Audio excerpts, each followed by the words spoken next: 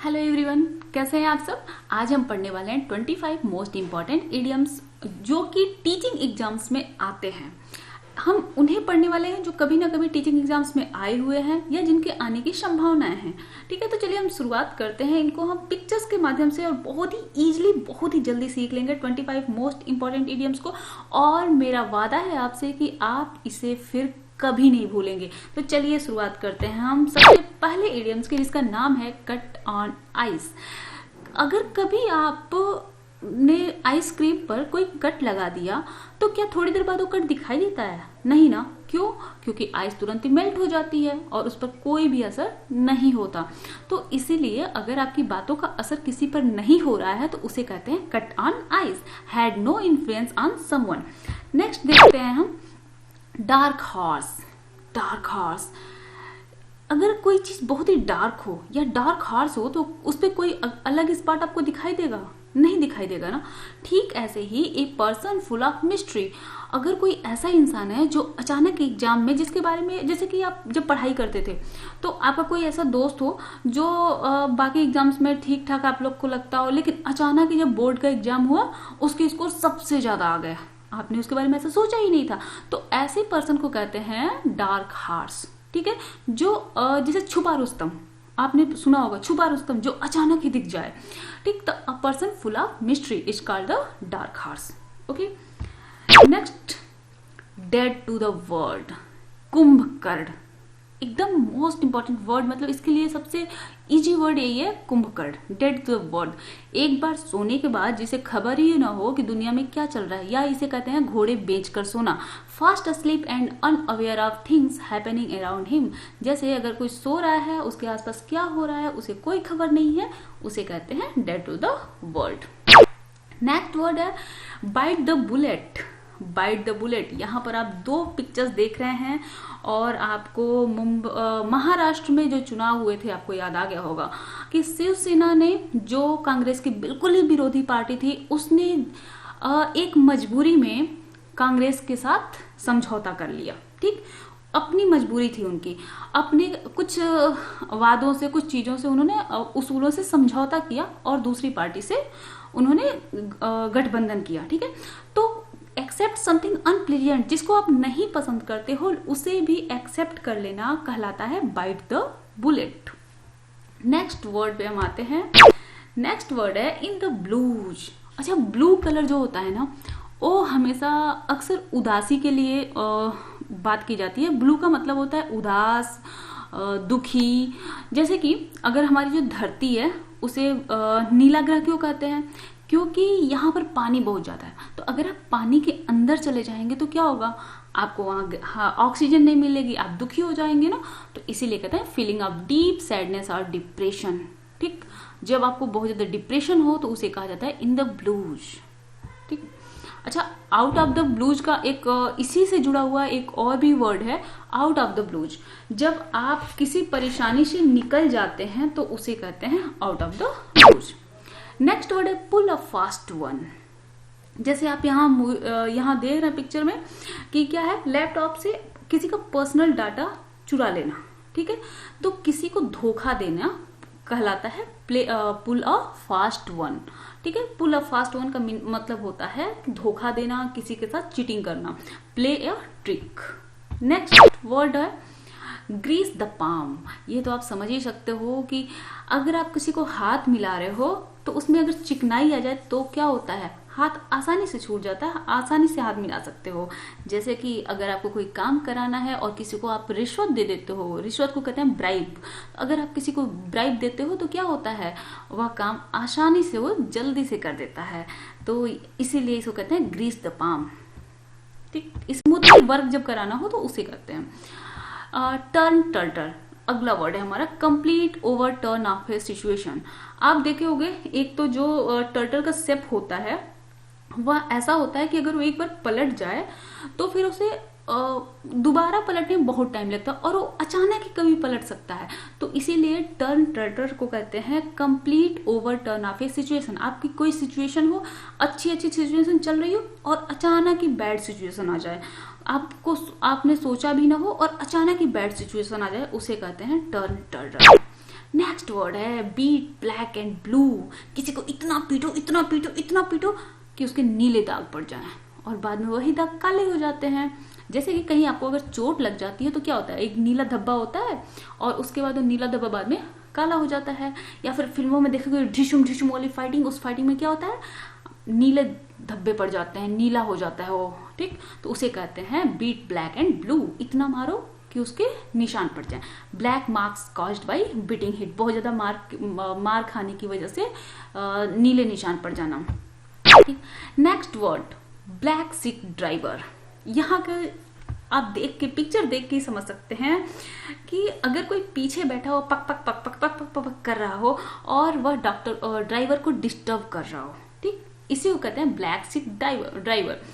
एक ऐसा पैसेंजर, या इसको हम रियल लाइफ में भी यूज कर सकते हैं कि बिना मांगे बिना मतलब की सलाह देना। आप कोई काम कर रहे हो, बिजी हो, कुछ काम कर रहे हो और कोई आपको बिना मतलब परेशान करे, उसको कहते हैं back seat driver. An annoying passenger in a car who gives the driver unwanted advice, जो आपको बिना मतलब की आपका अनचाहा, ठीक है, एडवाइस आपको देता जाए, उसे कहते हैं बैक सीट ड्राइवर। नेक्स्ट है CI2I। देख सकते हो आप पिक्चर में, यहाँ पर क्या है, सेम ओपिनियन जब किसी का हो, मतलब किसी बात पर दो लोग आपस में सहमत हो जाएं, या दो से अधिक लोग भी हो सकते हैं, जब कोई एक ग्रुप या कुछ लोग आपस में सहमत हो जाएं किसी बात पर, तो उसे कहते हैं CI2I, have the same opinion और एग्री फुल्ली, किसी बात पर पूरी तरह से सहमत हो जाना या किसी पर सेम ओपिनियन होना किसी बात पर, ठीक है, इसे कहते हैं CI2I। नेक्स्ट है take the bull by the horn. क्या है, बाहुबली मूवी आपने देखी होगी ना, सीधा सामने से आकर जो बुल है उसके हॉर्न को पकड़ लेना, ठीक। तो इसका मतलब होता है कि आपके सामने कोई भी बड़ी सी प्रॉब्लम आती है, आप उसे सामने से फेस करो, तो उसे कहते हैं take the bull by the horns, ठीक है। Deal with a difficult situation directly and boldly, आप कितनी बोल्डली तरीके से आप किसी सिचुएशन को हैंडल करते हो, किसी डिफिकल्ट सिचुएशन को आप कैसे हैंडल करते हो, उसी को कहते हैं take the bull by the horns. Next word है at the drop of a hat. आप सोचो एक कैप या हैट को गिरने में कितना टाइम लगता है, यूं आपने देखा नहीं तब तक वो नीचे चली जाती है ना, तो बस इतने ही क्षण में किसी भी बात के लिए तैयार हो जाना, किसी काम के लिए बिना सोचे तैयार हो जाना, immediately without stopping to think about it, बिना इसके बारे में कुछ सोचे काम के लिए हाँ बोल देना, तुरंत हाँ बोल देना, इसका मतलब होता है at the drop of a hat. Next word a piece of cake, an easy और प्लीजेंट टास्क। केक को खाना, केक को काटना दोनों ही बहुत ही इजी होता है ना, तो आप बहुत ही इजीली ये काम कर सकते हो, इसीलिए, और आपको बहुत ज़्यादा केक क्या होता है, टेस्टी भी लगता है, तो मतलब कट करने में भी इजी, खाने में भी इजी और टेस्ट में भी बहुत अच्छा, तो इसलिए ऐसे कोई काम जो आपको बहुत पसंद हो और बहुत ही इजी सा टास्क आपको अगर कोई मिल जाए, तो उसे कहते हैं एन इजी और प्लीजेंट टास्क या a piece of cake. Next word हम आते हैं, नेक्स्ट वर्ड है नो समथिंग इनसाइड आउट। ये जींस देख के आप समझ जा रहे हो, ऐसे मतलब ट्राउजर देख के आप समझ सकते हो कि इनकी जेब में क्या है सब कुछ पता चल जा रहा है, ठीक। तो अगर किसी चीज के बारे में अंदर और बाहर दोनों बातें आपको पता हो, किसी व्यक्ति के घर के बारे में पता हो, उसके बाहर के बारे में पता हो, तो ऐसे चीज को हम ऐसा बोलते हैं, ठीक, no something inside out. Next word है बटरफ्लाइज इन वंस स्टमक। आप यहाँ पर देख के सोच सकते हो, ये लड़का मान लो लड़की को प्रपोज करना चाहता है और बहुत ही ज्यादा नर्वस है। नर्वस क्यों है? क्योंकि इसके स्टमक में ना बटरफ्लाई चली गई है, ठीक है बटरफ्लाई इन वन स्टमक का इसका मतलब होता है नर्वस हो जाना। यह लड़का क्यों नर्वस है? क्योंकि इसके स्टमक में बटरफ्लाई है, ठीक है। तो बी वेरी नर्वस, इसको कहते हैं have butterflies in one stomach. Next word है on top of the word. जब कोई, जैसे कि अगर हम बात करें तेजी हिलेरी की, तो माउंट एवरेस्ट पे जब वो चढ़े होंगे, या अगर हम बात करें किसी की जो सबसे ज्यादा खुश हो जाए। मतलब ये समझो कि अगर आपको दुनिया की सबसे टॉप मोस्ट माउंट पे आप अगर चढ़ जाओ, उसकी चोटी पर, माउंट एवरेस्ट पर, तो क्या होगा? सबसे ज्यादा खुश होगे ना आप। तो उसी को कहते हैं extremely happy on the top of the world. आप दुनिया में सबसे ज्यादा ऊंचाई पर रहो, यानी आप बहुत ज्यादा खुश हो, उसे कहते हैं on the top of the world. Next word है like two peas in a pod. बिल्कुल एक जैसा होना, similar in looks and behaviour, इसको कहते हैं like two peas in a pod. Next word है फ्लाई ए काइट। जैसे जहां तक संभावनाएं हैं वहां तक जाने दो। एक जब आप पतंग उड़ाते हो तो क्या होता है, आकाश में उड़ती जाती है, जहां तक, जब तक वो कट ना जाए तब तक उड़ती जाती है। तो कोई अगर आपसे कोई सलाह मांगने आए और आप उसे बोलते हो फ्लाई ए काइट, तो इसका मतलब क्या है कि आप उसे सजेस्ट कर रहे हो कि जितना वो कर सकता है उतना वह करता जाए। जैसे अगर मैं कहूं कि prepare for the exam is fly a kite, मतलब जितना तुम कर सकते हो उतनी तैयारी अपने एग्जाम के लिए करते जाओ। ठीक, तो यह संभावना है, जितना आप कर सकते हो उतना करते जाओ। To suggest a possible explanation for something, किसी काम की करने के लिए जो पॉसिबिलिटी जितनी है वहां तक आप उसको सजेस्ट करना काम के लिए, यह कहलाता है fly a kite. Next word है to cost an arm and a leg. कोई चीज बहुत महंगी हो जाना, बी वेरी एक्सपेंसिव। आपने वो कहानी सुनी होगी कि एक बार एक व्यक्ति कहता है कि मैं तो बहुत गरीब हूं, मेरे पास कुछ नहीं है, और सामने वाला इंसान जिसे, मतलब सुकरात से किसी ने कहा कि मैं बहुत गरीब हूं, मेरे पास तो कुछ भी नहीं है। तो सुकरात ने कहा ठीक है, मैं तुम्हें बहुत सारे पैसे दूंगा, तुम मुझे अपना एक हाथ दे दो। तो वो कहता है मैं अपना हाथ कैसे दे सकता हूँ? तो उन्होंने कहा अच्छा ठीक है, मैं उसका दुगुनी रकम दूंगा, तो मेरा एक पैर मुझे दे दो। तो कहता नहीं, मैं अपना पैर नहीं दे सकता। तो सुकरात ने कहा कि तुम्हारे पास, मतलब मैं इतना ज्यादा तुमको धन देने के लिए बोल रहा हूँ, तुम्हारी पूरी जिंदगी चल जाएगी उस धन में, लेकिन फिर भी तुम अपना एक पैर गंवाने को तैयार नहीं हो। तो दैट्स ए वर्ड कि कोई चीज बहुत एक्सपेंसिव हो जाना, बहुत ही महंगी कोई चीज हो, बहुत ही कॉस्टली हो, तो उसे कहते हैं to cost an arm and a leg. जैसे कि एक कार को अगर हमें खरीदना है, तो अगर हम मिडिल क्लास फैमिली है, वो बहुत महंगी अगर हम कार खरीदना चाहते हैं, तो क्या होता है कि to cost an arm and a leg, वह हमारे लिए बहुत एक्सपेंसिव हो जाती है। नेक्स्ट वर्ड देखते हैं 21 है टर्न अ ब्लाइंड आई।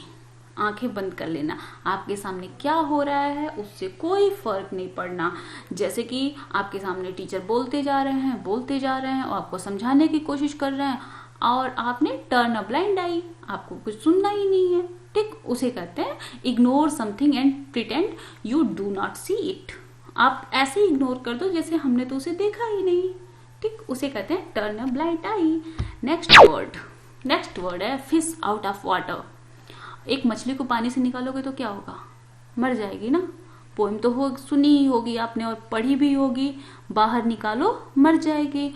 तो एग्जैक्ट मीन्स कि एक ऐसी सिचुएशन में चले जाना जो आपके लिए बिल्कुल ही, आप उसे बिलोंग नहीं करते हो, जहां आपको घुटन हो, या जो आपके जहां आप थे उससे बिल्कुल ही अलग हो, उस सिचुएशन को कहते हैं हम फिश आउट ऑफ वाटर।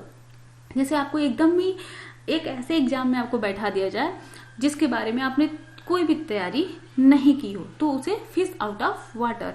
या जैसे कि अगर आप एक ऐसी जगह पे रहते हो जहां बहुत ठंड है और अचानक आपको दूसरी जगह भेज दिया जाए जहां बहुत गर्मी, जैसे कि अगर आप जम्मू के हैं और आपको भेज दिया जाए यहाँ हमारे उत्तर प्रदेश में, या फिर राजस्थान में भेज दिया जाए जहां बहुत गर्मी है, राजस्थान में अगर भेज दिया जाए और आप जम्मू के हैं, तो क्या हालत होगी? तो उसे कहते हैं फिश आउट ऑफ वाटर।